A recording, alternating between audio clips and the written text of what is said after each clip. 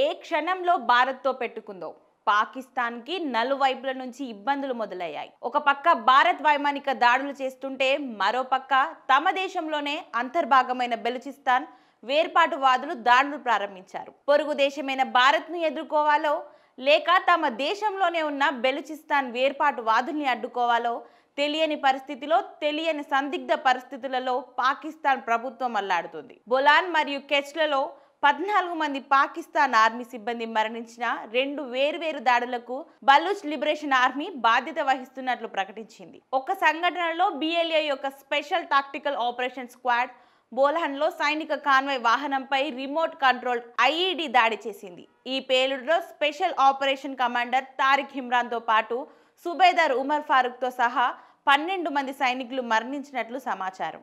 మరో ఆపరేషన్లో కెచ్లోని ఖులాంగ్ టిగ్రాన్ ప్రాంతంలో పాకిస్తాన్ సైన్యం యొక్క బాంబు నిర్వీర్య దళాన్ని బిఎల్ఏ యోధులు లక్ష్యంగా చేసుకున్నారు.